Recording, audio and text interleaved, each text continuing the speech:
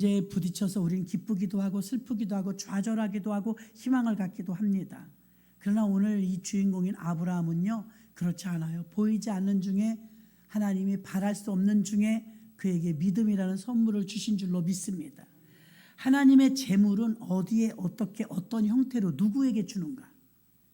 하나님은요, 대한민국이란 이 나라에 번영의 복을 주셨던 것처럼 미국이든 한국이든 언제나 물질 이동을 하시는 분이 하나님이에요. 하나님이 물질 이동을 하신다니까요. 이왕이면 이 물질 이동이 우리나라에서 잘 머물면서 우리 하나님이 원하시는 뜻대로 쓰임받기를 바랍니다. 하나님의 재물은요, 보이지 않는 세계 속에 감춰져 있어요. 저는 아둔해가지고 그런지 몰라도 숨은 그림 찾기를 보면요, 찾는데 오래 걸려요. 그냥 이 센스 있는 분들은 빨리빨리 하잖아요. 저는 굶떠요. 오래 있다 찾고 그러는데요, 분명히 없는데 이때 그 숨은 그림 찾기는요, 안 보여요. 근데 있다면 있는 거거든요. 어떤 거는요 6개를 찾으라는데 나는 아무리 찾아도 5개밖에 없어요. 근데 거기 6개가 있다는 거예요. 그 센스 있는 젊은이들한테, 자녀들한테 물어보면 금방 찾아요. 없는 게 아니었어요. 못 찾는 거죠. 복도 그렇지 않을까요? 못 찾는 거예요. 안 주실 리가 없잖아요, 아버지가. 하나님의 재물은 어디에, 어떻게, 어떤 형태로 누구에게 주나? 거기에 저와 여러분이 빠지지 말기를 주의 이름으로 축원합니다. 하나님의 재물은요, 보이지 않게 주는데, 보이지 않는 재물은요, 루트가 있어요. 루트. 어떤 루트를 통해서 주느냐? 약속이라는 루트를 통해서 주십니다. 무턱대고 이렇게 꽝 갖다 준다기보다 미리 약속을 하세요. 오늘 그렇게 약속의 축복을 받은 아브라함을 살펴보면서 하나님의 복은 어디에 숨겨져 있으며 하나님의 복은 어떻게 찾아야 되며 하나님의 복은 누굴 줄까? 우리도 더 관심 있는 부분 아니겠습니까? 하나님은 일단 하나님의 재물을 하나님의 일에 써야 되니까 일단은 충성된 사람들에게 주십니다. 충성된 사람. 왜? 주를 위해 써야 하니까요. 창세기 1장 1절에 보면 태초에 하나님이 천지를 창조하시니라. 아무것도 없을 때 천지를 창조하신 하나님께서 12장에 가니까 아브라함아 아브라함아 부르면서, 오늘 본문이죠. 여호와께서 아브라함에게 이르시되 너는 너희 본토 친척 아비 집을 떠나 내가 내게 지시할 땅으로 가라. 내가 너로 큰 민족을 이루고 내게 복을 주어 내 이름을 창대케 하리니 너는 복의 근원이 될지라. 너를 축복하는 자에게 내가 복을 주고 너를 저주하는 자에게 내가 저주하리니 땅의 모든 족속이 너로 말미암아 너는 복의 근원이 될지라. 창세기 12장 1절로 3절까지 말씀, 우리가 늘 들었던 말씀입니다. 하나님께 아브라함은 요청한 바가 없어요. 일방적 부르심이에요. 복을 주시는데도요, 그렇게 달라는 사람은 안 주시는데 아브라함은 그냥 이렇게 불렀어요. 일방적으로 부르셨다고요. 그는 갈대아 우르라는 아주 우상 숭배하는 도시에서 사는 사람이었습니다. 그곳에서 불러냅니다. 끌어냅니다. 저와 여러분도 그렇게 불러낸 사람들입니다. 세상에서, 우상 숭배에서, 또 죄악에서, 과거에서 우리를 다 건져내신 줄 믿습니다. 아브라함도 그렇게 건져내신 거예요. 만약에 하나님이 일방적으로 우리를 불러주지 않았다면 내가 스스로 알아서 나 예수 믿고 구원받겠습니다, 그렇게 지혜로운 사람은 없어요. 인간은 그렇게 똑똑하지 못해요. 알아서 살질 못해요. 하나님께서 우리를 일방적으로 불러주셨다는 것입니다. 즉각적으로 떠나는데요, 4절에 보니까 이에 아브라함이 여호와의 말씀을 쫓아갔고, 하나님이 어떤 자에게 복을 주시느냐? 충성되되, 충성은 행동이죠. 충성되되 말씀을 쫓아가는 자. 사람 말을 따라가는 게 아니었습니다. 아버지 따라 이사간 게 아니고 부인 따라간 게 아니었습니다. 하나님 말씀을 쫓아간 줄로 믿습니다. 롯도 그와 함께 갔으며 아브라함이 하란을 떠날 때 그의 나이가 75세였더라. 아니, 고향으로 돌아올 나이에 그분은 지금 고향을 떠나는 건 쉽지 않은 결정이었다는 걸 말해줍니다. 이것은 아브라함이 이제는 내가 믿음으로 살기로 결정되었다는 증거입니다. 여러분 예수 믿기로 작정했다면, 교회 나오셨다면 이제 뒤돌아보지 아니하고 이제는 예수만 믿고 살기로 결정해야 될 줄로 믿습니다. 어떤 유혹이 온다 할지라도, 환경에 어려움이 온다 할지라도 나는 이제 믿음으로 살리라. 나 예수와 함께 살리라. 이런 신념과 확신이 우리한테 있어야 돼요. 하나님은 아브라함에게 세 가지 복을 주셨어요. 세 가지 복. 첫 번째 보니까 자손을 주겠다고 복을 주셨어요. 이건 지금 주신 게 아니라 약속입니다. 여러분 여기서 중요한 게 있어요. 약속은 많은 사람이 받아요. 약속을 응답으로 받아내는 사람은 적어요. 이스라엘 백성들이 그렇게 많았는데 전부 약속했어요. 젖과 꿀이 흐르는 가나안 땅을 주겠노라고. 들어간 사람이 얼마 안 돼요.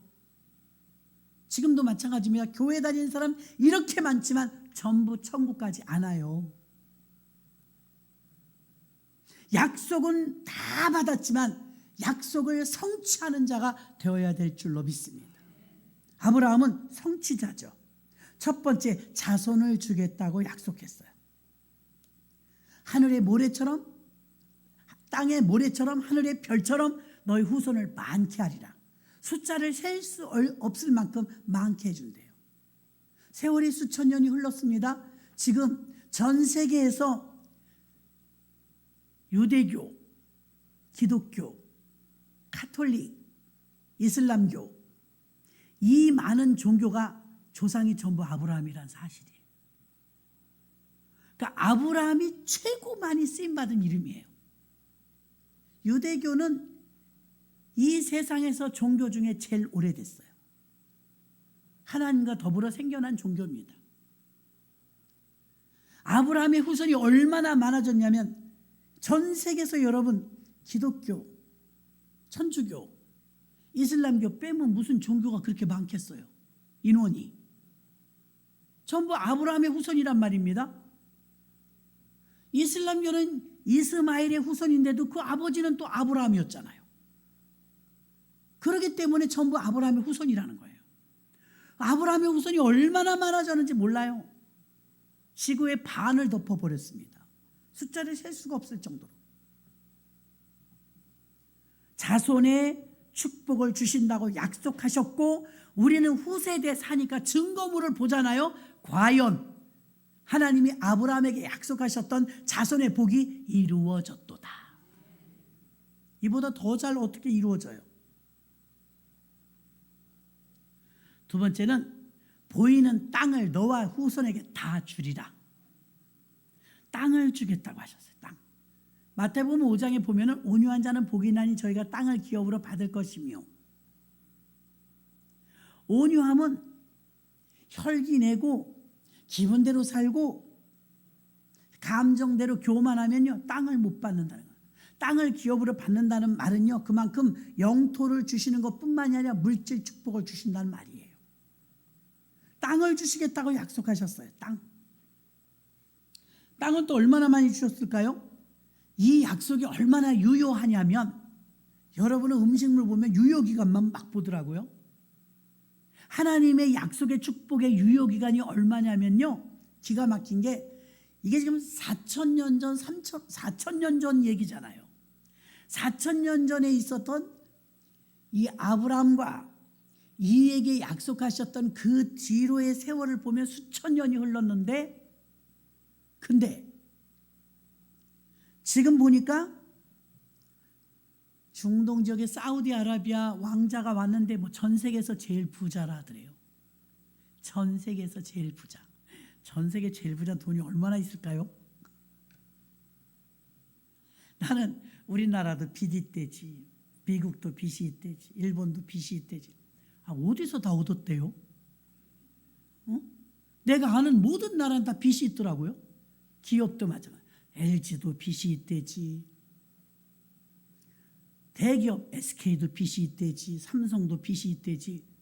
여러분 우리나라 국민 90%가 빚이 있어요. 빚이 다 그렇게. 나 누가 빌려줬대요? 거슬러 올라가니까 8명이 주인이야.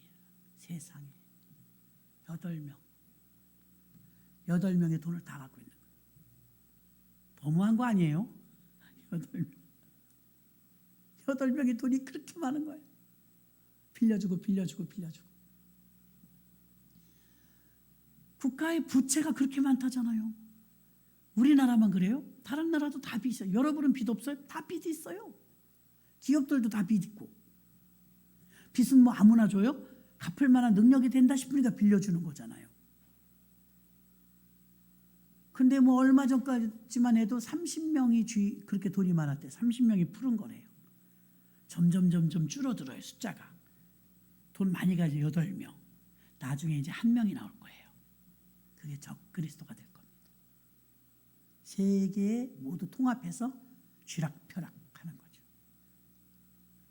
자, 이렇게 해서 땅을 주시겠다고 하셨어요. 땅을 실제로 수천 년이 흘렀는데도요, 전 세계 제일 부자인 사우디아라비아 왕자, 그 중동 지역이 지금도 그 땅이 젖과 꿀이 흐른다고 했던 그 땅이 거기서 기름 나와서 지금도 기름이 나오잖아요. 젖과 꿀이 흘러서 돈이 펑펑 쓰는, 얼마나 부자인지 몰라요. 두바이에 한번 들려봤어요. 두바이. 우리나라 인천공항 짓기 전이었지만요, 정말 잘 해놨더라고요.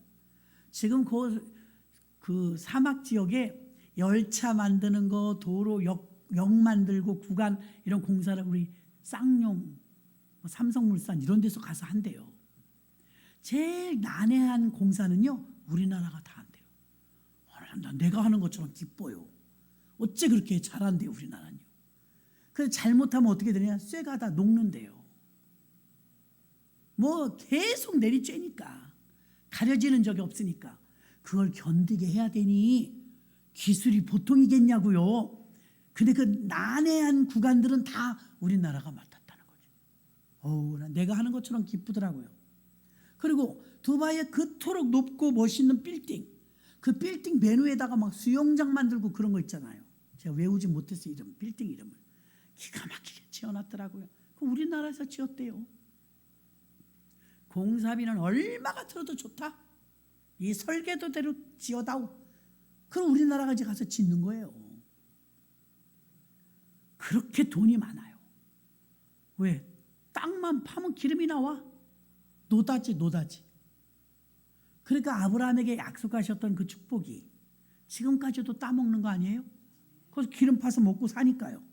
세 번째 복은 뭐예요? 복의 근원이 되게 하겠다고 말씀하셨습니다. 3가지 복. 하나님이 아브라함에게 준다는 3가지 복. 자손의 복, 땅, 영토의 복, 그 다음에 복의 근원.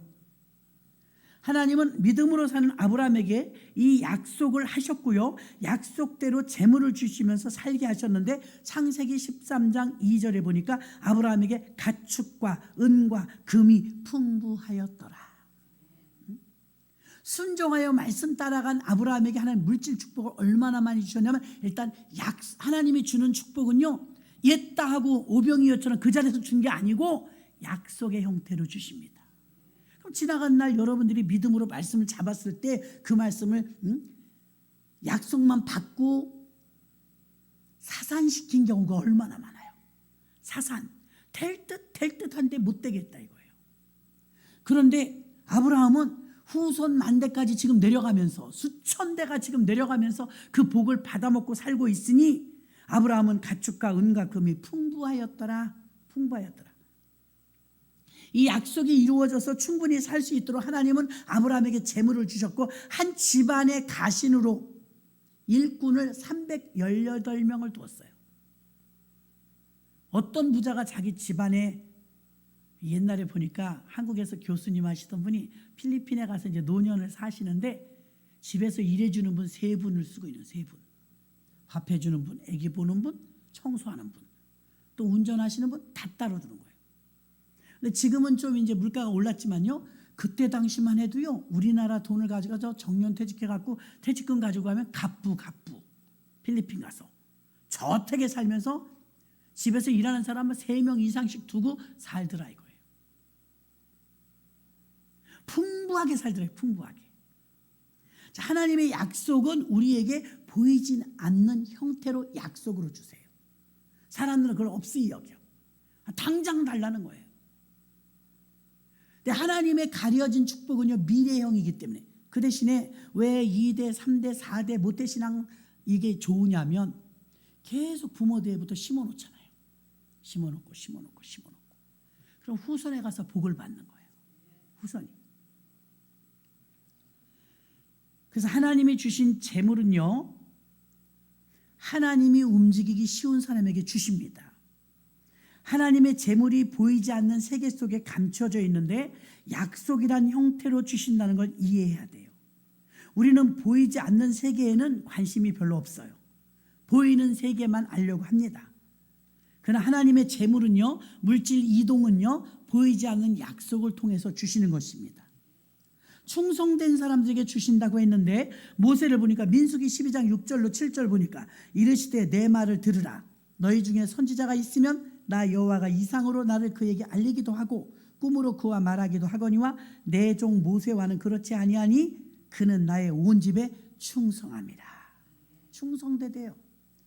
또 잠언 25장 13절에 보니까 충성된 사자는 일꾼은 그를 보낸 이에게 마치 추수하는 날에 얼음 냉수 같아서 능히 그 주인의 마음을 시원케 하느니라. 주인 마음에 쏙쏙 들게 일을 했다 이 말이에요. 고린도전서 4장 1절로 2절 보니까 사람이 마땅히 우리를 그리스도의 일꾼이요 하나님의 비밀을 맡은 자로 여길지어다. 그리고 맡은 자들에게 구할 것은 충성이니라. 하나님은 충성을 높이 평가합니다. 충성하고 믿음을 같이 봅니다. 그럼 돈에 대한 주님의 생각과 기대는 어떠한가요? 주님은 어떤 사람을 쓰시며 어떤 사람에게 돈을 주시며 어떤 사람에게 맡겨주시냐 이 말입니다. 마태복음 25장 14절로 21절 봅니다. 여러분이 한번 합독하도록 해요.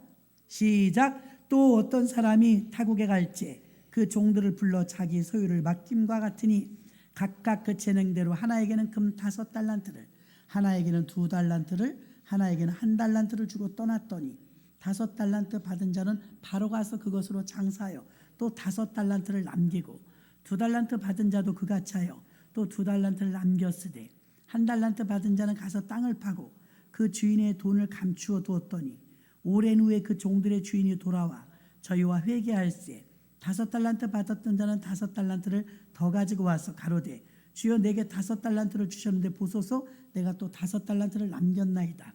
그 주인이 이르되 잘하였도다 착하고 충성된 종아 내가 작은 일에 충성하였음에 내가 많은 것으로 내게 맡기리니 내 주인의 즐거움에 참여할지이다 하고 아멘. 누가복음 19장 12절로 17절 한 번 더 읽어요. 시작. 가라사대 어떤 귀인이 왕위를 받아가지고 오려고 먼 나라로 갈 때 그 종 열을 불러 열 문화를 주며 이르되 돌아오기까지 장사하라 하니라. 그런데 그 백성이 저를 미워하여 사자를 뒤로 보내어 가로되 우리는 이 사람이 우리의 왕됨을 원치 아니하노이다 하였더라. 귀인이 왕위를 받아가지고 돌아와서 은준 종들의 각각 어떻게 장사한 것을 알고자 하여 저희를 부르니 그 첫째가 나와 가로되 주여 주의 한 문화를 열 문화로 남겼나이다. 주인이 이르되 잘하였도다 착한 종이여 내가 지극히 작은 것에 충성하였으니 10골 권세를 차지하라 하시고 아멘. 자, 한 문화를 가진 자에게 한 문화를 가져온 게 아니고 10문화를 가져왔대요. 또 5달란트 가진 자에게 5달란트를 가져온 게 아니고 10달란트를 가져왔대요. 이 문화의 비유와 달란트의 비유는 같은 맥락입니다. 여기서 칭찬하실 때 모습이 똑같아요. 잘하였도다 착하고 충성된 종아 내가 작은 일에 충성하였으니 더 많은 것을 맡기리라. 그래서 5개를 주고 10골을 줬어요. 자, 여기서 네가 작은 것에 충성하였으니 이게 동일한 패턴이에요. 주님이 지금 돈에 대해서 뭐라고 하면 작다는 거예요. 다시 말합니다. 이 돈이 얼마냐면요. 추정을 하면 1달란트는 오늘날로 치면은 학자마다 계산이 조금 다르겠지만 약 1달란트가 20억 원이에요. 작아요, 여러분? 복권 맞으면 평생에 한 번도 못 맞는 복권 맞는 거지? 1달란트가 20억 원이면 5달란트 받은 사람 100억을 받은 거예요. 100억. 갑부 아니에요? 이렇게 해주니까 좀 이해하시네. 확 와닿나 봐요. 자, 그럼 5달란트를 줬으면 100억을 준 거예요. 그럼 이 사람은 지금 얼만큼을 낸 게 아니면 200억을 가져온 거예요. 이런 이자법은 없죠. 5달란트를 줬더니 100억을 나한테 맡겼어. 여러분 놀랬잖아. 근데 100억을 더 남겨서 200억을 가져왔어. 많아요, 많아요? 많아요.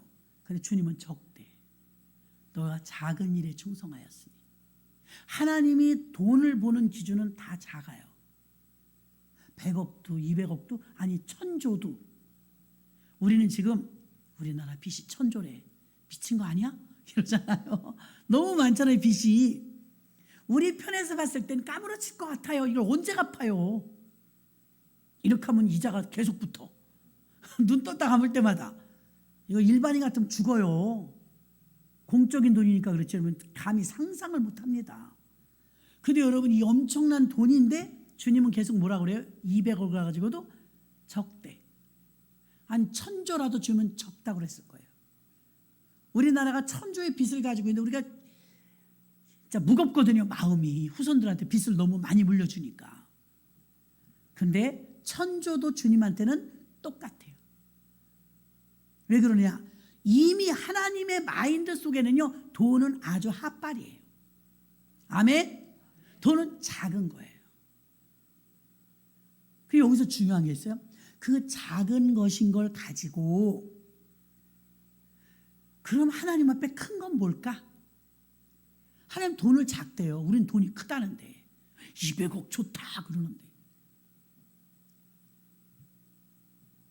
작은 일에 충성했다.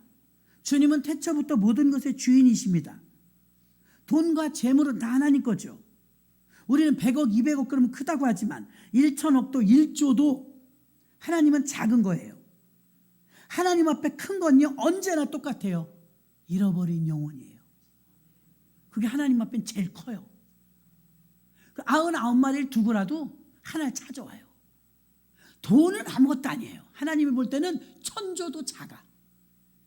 잃어버린 한 영혼은 천하보다 귀하대요. 하나님의 마인드와 하나님의 가치관 속에는요 우리나 돈 좋아하지. 하나님은 돈이 지극히 작대요.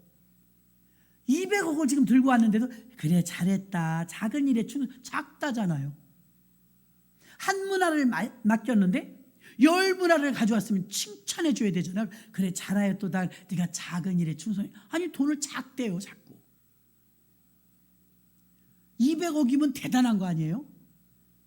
그러니까 하나님이 볼 때 돈은 별거 아닌 거예요. 하나님이 볼 때 가장 크고 귀한 것은 영혼인 거예요. 잃어버린 영혼.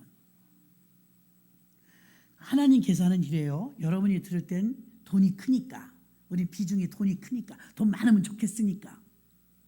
하나님은 이 작은 걸 가지고 저 큰 거랑 좀 바꿔올래? 이거예요. 이 작은 거, 이거 별로 쓸모도 없는 돈, 이거를 써서 가장 큰 거 영혼 건지는 일에 쓰라는 거예요. 하나님 볼 때 그게 제일 큰 거예요. 한 영혼이 온 천하보다 귀하니까. 돈은 천국 못 가지만 사람은 천국 가잖아요. 그러니까 영혼 구원하는 일이 하나님 볼 땐 제일 크다 이 말입니다. 작은 것 돈으로 큰 것 잃어버린 영혼을 건진다면 하나님 그게 더 크다 이 말이에요. 그러면 하나님은 돈에 대한 관점이 작다? 별거 아니다? 이렇게 생각해요. 그럼 하나님은 돈에 대해서 어떤 기대를 가지고 있을까요?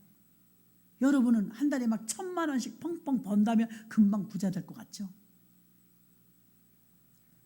예수님도 돈에 대한 기대 있어요.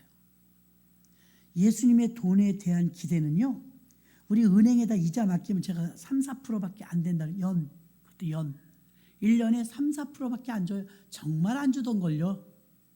아무리 넣어놔도 돈이 늘질 않아요. 그래서 3%, 4%, 5% 많이 주면 5% 줄까? 주님은 돈에 대한 개념이요, 돈에 대한 기대, 돈을 맡겼을 때 바라는 항상 배가예요. 배가면 어떻게? 5달란트가 2배 남겼어요. 2달란트가 2배 남겼어요. 그럼 1달란트는 2개 가져오면 2배인 거예요. 하나님은 최소한 여러분에게 뭔가를 맡겼을 때 2배를 생각하고 계시는 거예요. 내가 너한테 1,000,000원을 줬지, 너는 2,000,000원을 벌어야 돼. 네가 작은 일에 충성하였으니 내가 많은 것을 내게 맡기리라.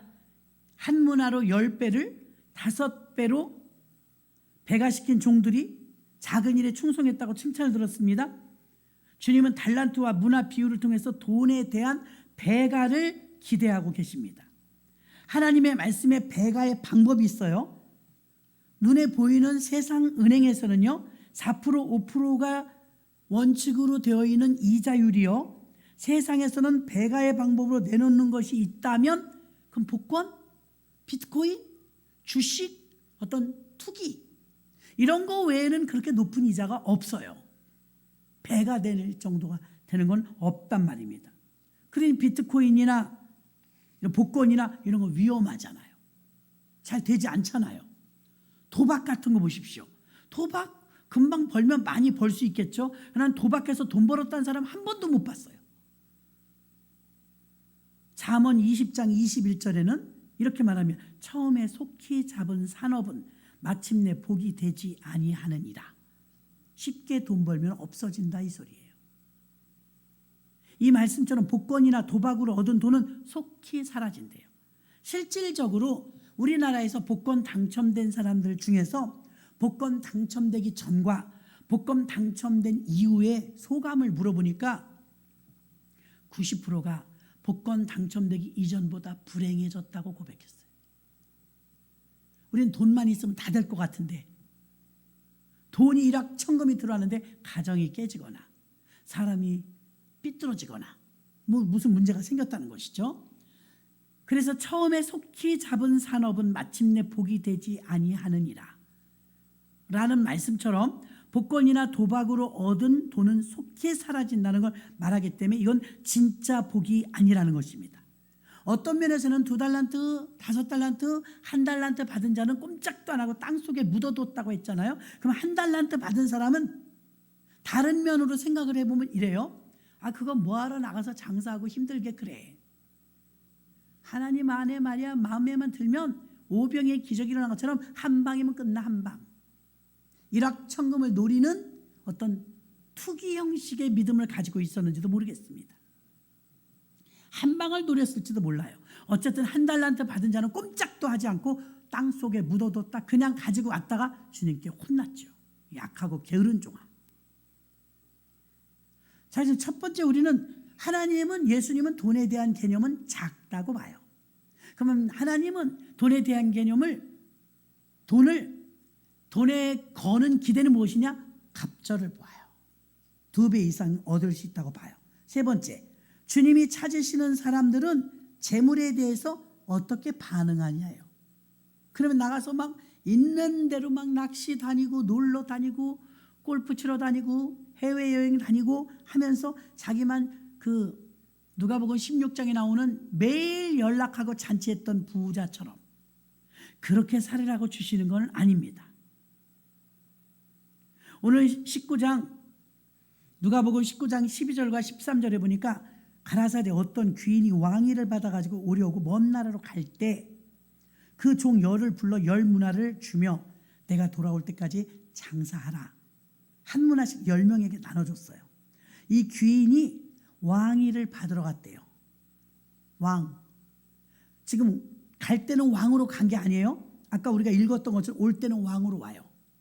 근데 왕으로 오기 전에 어떤 일이 있었냐면 누가복음 19장 12절부터 보니까 어떤 백성들이 미워하면서 사자를 뒤로 보내어서 쏙닥거립니다. 야, 우리는 그 사람이 왕 되는 걸 원치 않아. 귀인이 왕위를 받아가지고 못 올걸? 그럼 무슨 생각이 들어요? 얼른 막 써야 되겠네. 왕이 안 되면 말짱 도루묵이니까 다 써버려야지. 근데 왕이 돼갖고 왔어요. 누가복음 19장 얘기입니다. 와서 보니까 여러분, 왕이 생기면 영의정, 좌의정, 우의정 세워야 되잖아요. 하나님이 왜 여러분에게 돈을 맡겨주시냐면요, 영의정, 좌의정, 우의정을 뽑는 기준이 돈 쓰는 거예요. 저는 너무 많은 분이 안타까운 분들이 많은데 믿음도 좋고 여러분 기도가 부족하다고 생각해요? 믿음이 부족하다고 생각해요? 열심히 부족하다고 생각해요? 아니요. 돈을 잘 써야 돼요. 돈을 잘 써야 주셔요. 못 맡긴다니까요. 주면 뭐해? 다 새는데. 주면 뭐하냐고 여태 살아봤잖아요. 달라져야지. 전환이 와야지. 어떤 분은요 꼬불치기만 해요. 못 주지. 그냥 졸부일 뿐이에요. 영의정, 자의정, 우의정을 뽑으려고 한 문학씩 10명을 나눠줬어요. 10명 중에 이제 인사이동을 할 거예요. 인사를 책정하려고 왕위를 받으러 갔는데 그동안 이제 유언비어 막 들리는 거예요. 그 사람 왕이 안 된대. 우리는 그런 왕을 원치 않아. 그러니까 분위기가 왕이 안 될 것 같아. 그럼 사람이 해이해지잖아요. 에이 왕도 안 될 텐데 뭐 충성을 해. 맡기고 간 거 대충 써버리면 되지. 이렇게 생각하고 해이해지거든요. 근데 그 중에서도 10명이 하나씩 받았으니까 안 그런 사람이 있었어요. 최선을 해서 하나 가지고 10개 남겨온 사람도 있고 5개 남겨온 사람도 있잖아요. 본문에 누가복음 19장에 왕이 돼갖고 왔네. 그러니까 하나님이 사람을 쓸 때 우리는 믿음 보고 쓴다. 틀린 말은 아니지만 정답이 아니라니까요. 성경에 돈에 대한 얘기가 너무 많이 나온다고 제가 누누이 지금 수요일마다 말씀을 드리잖아요. 너무 중요하고 민감한 사항 아닌가요? 몰라서 여러분 다윗이 믿음이 정말 좋아요. 다윗은 하나님을 정말 사랑해요. 그런데 20년 동안 기럇 여아림에 있었던 법궤가 20년 만에 다윗의 왕궁으로 돌아올 때 얼마나 기뻤겠어요. 법궤가 떠돌다가 이제 돌아오니까 막 춤을 추면서 성가대를 200명을 결성하고요. 막 금으로 장식하면서 하나님의 법궤가 이제 다윗성으로 들어온다고 기뻐서 준비하는데 소달구지에다 끌고 들어오다가 돌멩이 덜컹 걸렸잖아요. 그러니까 소가 힝 하고 이렇게 소가 깜짝 놀라서 이렇게 움직이다가 법궤가 떨어지려고 그래. 그 우사라는 사람이 책임자겠죠. 아니 우리들이라도 안 그러겠어요 여러분? 법궤 떨어지면 큰일 나니까 법궤를 딱 잡을 거 아니에요. 우사가 법궤를 딱 잡았는데 그 자리에서 죽었어요. 다윗이 생각하기를 하나님이 들어오시기 싫으신가 보다 우리 집에. 내가 하나님을 그렇게 사랑하지만 하나님은 우리 궁궐에 들어오고 싶지 않으신가 보다 하고서 일단 오벳 에돔의 집으로 갔어요. 법궤만 오벳 에돔의 집으로 3개월이 갔어. 3개월. 자 여기서 여러분 다윗이 하나님을 사랑하는 것도 사실이고 하나님도 다윗을 사랑하는 것도 사실이에요. 근데 다윗 생각에는 이제 무서워진 거예요. 아니 왜 이 기쁜 날 법궤가 우리 집에 들어오는데 불길하게 사람이 죽어. 그렇게 생각할 수 있잖아요. 모르니까. 근데 가만히 보니까 오벳 에돔의 집으로 가니까 오벳 에돔의 집이 막 복을 받는 게 눈에 보이는 거야. 이상하잖아요. 궁궐로 들어올 때는 사람이 죽더니 오벳 에돔의 집으로 가니까 복을 받아.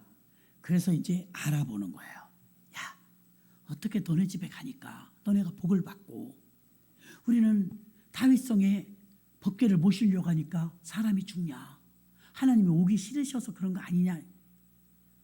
레위기서를 보면 법궤 운반하는 방법이 나와요. 제사장 4명이 법궤를 메고 어깨로 메고 들어가라고 돼 있어요. 여리고가 무너질 때도 제사장들이 법궤를 메고 돌았어요. 성경 어디에도 소달구지에다가 갖고 가는 경우는 없어요. 하나님을 동물에 의해서 움직이지 않아요. 하나님은 성경에 법을 정해놓은 거예요. 하나님의 이 법궤는 그 안에 3가지가 들었죠. 만나 항아리 10계명, 아론의 쌍난 지팡이, 이게 증거물로 3개가 들어있잖아요. 그럼 법궤가 하나님의 상징이에요. 이스라엘 사람들에겐 법궤 뺏기면 영광에 떠났다고 생각할 정도로 영향력이 굉장히 커요. 근데 법궤가 다윗 왕에게 들어오려고 하는데 하나님을 그렇게 사랑하는데 우사가 죽어버리니까 다윗이 불길하잖아요. 무섭잖아요. 하나님 왜 우리 집에 안 들어오시려고 그러세요? 근데 오벳 에돔이 집으로 가 3개월 있는데 오벳 에돔의 집이 막 복을 받으니까 이게 아이러니하잖아요. 궁금하잖아요. 알아보니까 아하, 운반 방법에서 문제가 있었구나. 주님을 사랑하지 않아서도 아니고 법궤가 들어오기 싫은 것도 아니고 하나님이 정해놓은 방법대로 운반을 해야 되는데 소달구지에다 끌고 갔어요. 소달구지에다 끌고 가면서 법궤가 떨어지려고 할 때 사람이 딱 막았다는 것은 하나님은 사람이 도와주는 게 아니에요. 하나님이 사람을 도와주는 거지. 그 법궤에서 다시 재도전해요. 다윗이 그걸 깨닫고 그러면 제사장들하고 해서 성대하게 법궤를 다시 모셔오자고 다음번에는 제대로 모셔와요. 기쁘게 모셔와요. 그러니까 여러분 대부분 우리가 내가 기도가 부족한가 봐, 믿음이 아니 몰라서 그럴 때가 있다니까요. 몰라서. 하나님이 쓰시는 사람은요, 영의정, 자의정, 우의정을 지금 뽑으려고 왕이 돼서 돌아왔는데 인사권을 가지고 사람을 써야 되는데 그 기준, 어떤 사람을 쓸까 기준이 돈 쓰는 거라니까요. 이걸 알아야 돼요, 여러분. 믿음 좋다고 뻥뻥거린다고 되는 게 아니에요. 내가 교회 오래 다녔다고 되는 게 아니에요. 몰라서 못 받는단 말입니다. 몰라서. 하나님이 보는 기준은 이래요. 누굴 쓸까? 영의정, 자의정, 우의정, 뭐 국토부 장관 뭐 다 써야 되잖아요, 사람을. 그럼 이 사람들을 잘 몰라요. 어떻게 써야 될지 돈을 줘보는 거야. 10사람에게 10문화를. 다 똑같이 스탠바이하고 뛰어나갔어요. 돌아온 사람은 천차만별이에요. 어떤 사람은 까먹은 사람, 어떤 사람은 수건에 쌌다 그냥 가져오는 사람, 어떤 사람은 빈털터리인 사람, 어떤 사람은 10개 가지고, 어떤 사람은 5개 갖고 오고. 여러분 같으면 누굴 쓰겠어요? 10개 가져온 사람, 5개 가져온 사람, 2개 가져온 사람은 일꾼으로 쓰임받게 되는 거예요. 저는 정말 존경하는 어르신 목사님들, 영역을 보나 지력을, 저는 그분들의 발뒤꿈치도 못 쫓아갈 정도로 영험해요. 근데 수수께끼가 있어. 뭐야? 저렇게 깨끗하고 청렴결백하고 저렇게 기도 많이 하고 저렇게 말씀 연구하고 저렇게 하나님만 아는데 돈이 없어. 근데 막 돈이 없어. 그래, 청빈해야 성령 충만하지. 그럴 수는 있어요. 근데 저는 이제 오랜 세월 10여 년 옆에서 지켜보니까 안타까워. 행정 부분에서 재정이 좀 잘 안 된다. 능력은 있으신데 영험하신데 돈을 잘 못 쓰셔. 돈을. 아니 그렇다고 흥청망청 쓴다 그런 의미가 아니에요. 하나님이 달아보는 기준이 돈인 걸 몰라요. 영역이나 체력이나 지력인 줄 알아요. 아니라니까요, 여러분. 치사하지 않아요. 천국 지옥보다 돈 얘기가 성경에 더 많다고 계속 말씀드리잖아요. 하나님은 여러분에게 일단 한 문화씩을 다 줘봐. 그 준 거 가지고 어떻게 쓰는가를 봐요. 바로 가서 장사했대요. 열심히 부지런히. 그래서 5달란트 남겨오고 2달란트 남겨오고 10문화 남겨오고 했잖아요. 하나님의 복은 그 다음에 목사님 나는 이렇게 충성인데 복을 못 받았어요. 여러분 하나님이 주는 복, 하나님은 돈을 제일 조그만 거로 여긴다고 했잖아요. 하나님이 주는 복은요, 저는 경험해 보니까 그래요. 야, 하나님이 나를 그렇게 축복하신대, 약속 받았어, 하나님이 나 복 주신대. 그래서 우린 돈인 줄 알아. 우리가 잘못 생각하는 거예요. 우린 그게 돈인 줄 아는 거예요. 하나님은 제일 작은 게 돈인 줄 알아. 하나님의 또 다른 축복은요, 놀라지 마십시오.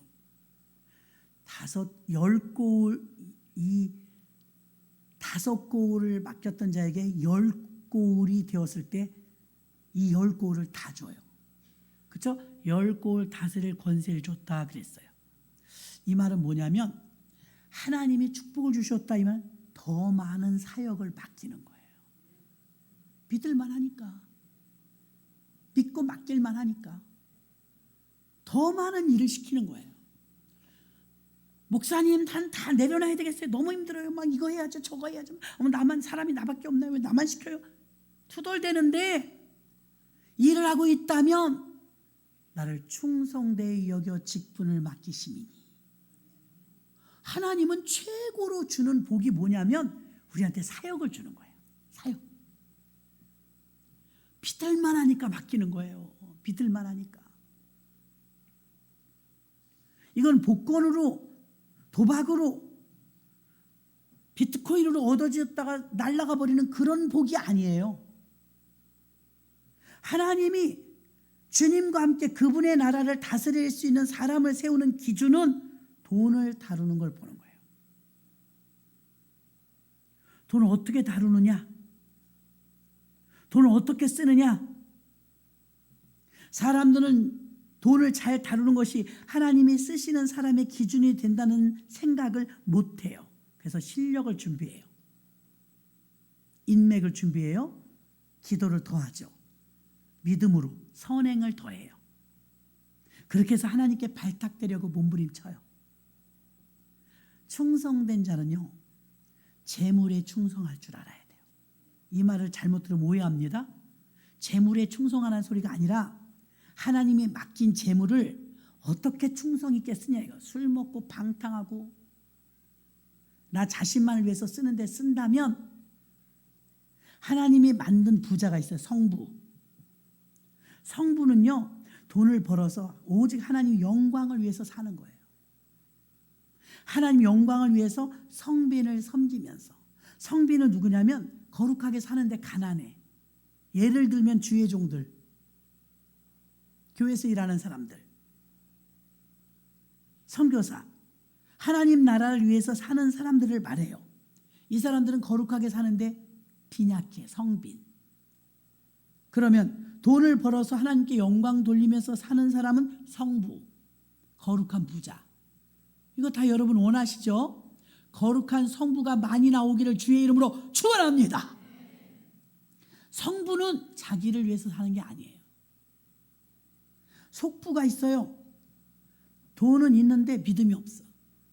부자는 부자인데 쫌팽이 부자예요. 자기만을 위해서 살아요. 속빈이 있어요. 제일 나쁜 거죠. 돈도 없고 믿음도 없어. 돈도 없고 믿음도 없어. 그러나 성부와 성빈으로 사는 건 너무 귀한 일입니다. 성부는 거룩한 부자, 성빈은 거룩하게 사니까 돈이 없어. 하나님이 하나님의 일꾼을 발탁하는 기준은 선행이 아니었어요. 오늘 말씀 두 가지를 보니까 문화를 맡기고 달란트를 맡기고 보잖아요. 어떻게 돈을 쓰는가, 어떻게 벌어오는가. 그 충성도를 보면서 귀인이 왕이 돼서 돌아왔는데 그들을 일꾼으로 쓰더라. 너는 5골을 맡길 테니 책임져라. 너는 10골을 맡길 테니 책임져라. 더 많은 사역을 주잖아요. 믿으니까. 충성된 자의 삶은 성부와 성빈으로 삽니다. 우리는 생각할 때 교만 그러면, 교만은 여러분, 교만한 사람을 어떻게 알죠?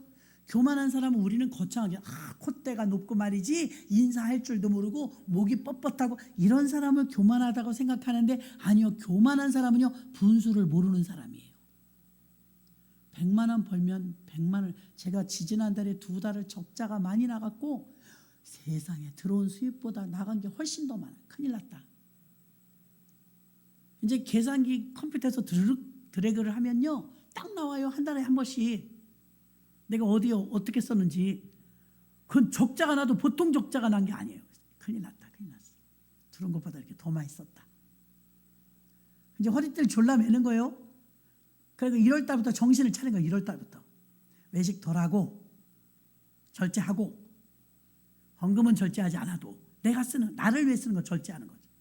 기름도 좀 덜 쓰고 외식하는 거 좀 줄이고 시장도 좀 덜 보고 이러면서 줄이는 거예요. 조금 안 가도 되는 데는 좀 절제하고, 예? 대소사도요, 좀 안 가도 될 때도 있잖아요. 그런데 절제할 수 없어. 절제. 이렇게 하니까 지난달에 간신히 한 5,000원 적자 났더니 이제 간신히 돌아오는 거예요. 지금 석 달 만에.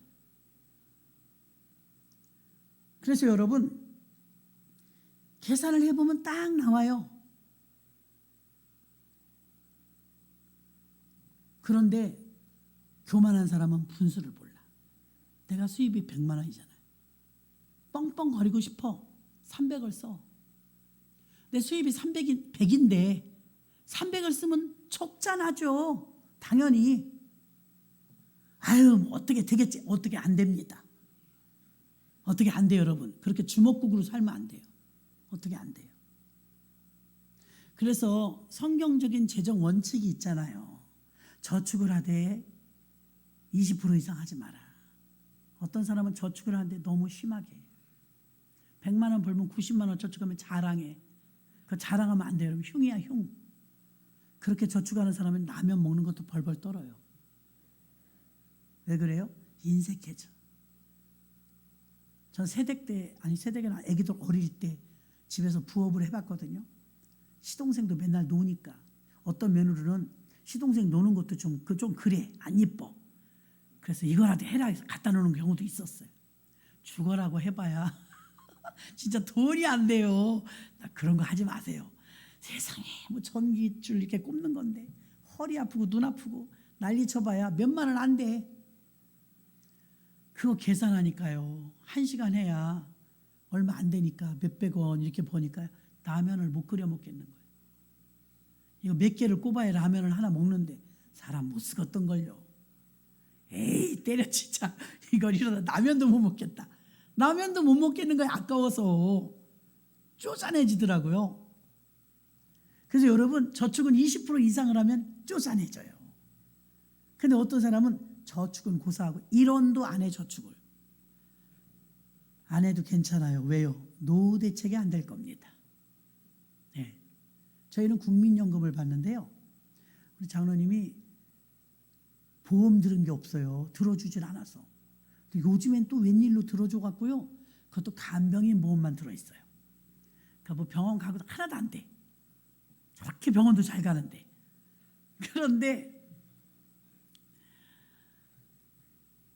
그런데 그렇게 다니면서 쓰고 하잖아요. 근데 뭐 이렇게 나라에서 뭐 건강보험인가 이런 데서 뭐 얼마 1년에 한 번씩 돈을 돌려줘요. 왜? 나 처음에 잘못 온 줄 알고 전화 몇 번 했잖아요. 맞대요. 써도 되니까 써도 된대. 그러니까 우리 신방대원도 다 밥 사줬지. 그 다음부터는 이제 1년에 한 번씩 나온다는 걸 알게 됐어. 이게 나오는 거구나. 병원비가 과다하게 지출되면 이게 좀 어느 정도 돌아오는 거야.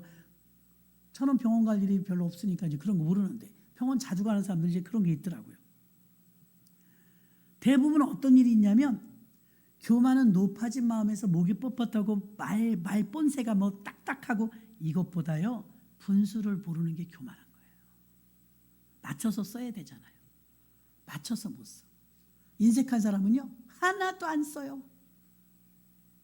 그것도 안 돼요. 하나님 건 구별해야죠. 하나님 걸 구별해야 복을 받고 노후가 대책이 되지 않습니까? 그래서 국민연금을 20 몇 년을 장로님이 부었더라고요. 직장 다니면서 20 몇 년 보는데 그 보봐야 얼마나 복겠어요. 한 달에 10 몇만 원씩 해갖고. 어머, 자기네 생색 내느라고 종일 보낸 거예요. 너가 그동안 낸 돈이 얼마다. 뭐 이만큼 냈구나. 여태까지 네가 국민연금 받아간 게 이만큼, 뭐 1억이다 돼. 깜짝 놀랐어요. 국민연금 좋더만. 되게 많이 줘요. 100만 원도 안 주는데도 합하니까 그렇게 많아졌더라고요. 그래서 이거 세상에서도 이렇게 국민연금을 드니까 저축처럼 나중에 많이 주는데 우리가 믿는 하나님과 하늘나라 은행에 우리가 저축한 게 왜 없겠는가? 믿음이 없으면 못하죠. 이 재미를 느끼는 분들은요 심는 분이 심어요. 왜? 재밌으니까. 심어야 열리는 걸 아니까. 응? 재미나거든요. 사순절 기도회니까요. 사순절 기도회는요 여러분들 이런 기도를 하십시오. 에베소서 1장 17절 우리 주 예수 그리스도의 하나님 아버지 영광의 아버지께서 지혜와 계시의 영을 너에게 주사 하나님을 알게 하시고 하나님을 알게 해달라고 기도하세요. 하나님을 알게 해달라고 하나님 이번 사순절 기도회 동안 하나님을 알게 해주세요. 두 번째 마태복음 6장 8절 그러므로 그들을 본받지 말라 구하기 전에 너에게 있어야 할 것을 하나님 너희 아버지께서 아시느니라. 우리가 무엇을 구해야 될지 아니까 같은 말을 중언부언 반복하지 마세요. 필요한 것을 그냥 딱 말하면 되는 거예요. 세 번째, 누가복음 18장 1절. 예수께서 그들에게 항상 기도하고 낙심하지 말아야 할 것을 비유로 말씀하여 항상 기도하고 지치지 마세요. 지치면 집니다. 여러분, 기도는요, 때로는 즉각 응답되는 경우도 있고요, 때로는 몇 달, 때로는 몇 년이 걸리는 기도도 있어요. 항상 낭망치 말고 기도하라는 말은요, 응답될 때까지 여러분 실망하지 말고 기도하라는 것입니다. 그래서 이 사순절 기도회 동안 하나님을 알게 해주세요. 낭망치 말고 기도하게 해주세요. 하나님, 내가 기도함으로 그것을 잃어버리지 않게 해주세요. 그렇게 기도하시길 바랍니다. 그리고 내가 무엇을 필요한지 주님이 아시니까 중언부언하지 않게 해주세요 하고 기도하시는 우리 모두가 되시길 바랍니다. 오늘 돈에 대해서 수요일 날 말씀을 전한다고 해서 제가 사순절인데 같이 좀 준비를 해보았습니다. 보이지 않는 약속의 복, 하나님이 주시는 복은 보이지 않아요. 아브라함에게는 자손을 주겠다고 안 보여요. 땅을 주시겠다고, 복의 근원이 되게 하시겠다고 약속만 했는데 아브라함은 다 성취되었습니다. 우리 충성된 자에게 하나님 복을 주시는데 그 하나님이 보는 돈에 대한 개념은 작다는 거. 그리고 더 큰 것은 무엇이냐? 잃어버린 영혼이라는 거. 작은 것을 투자해서 큰 것을 거두라 이거죠.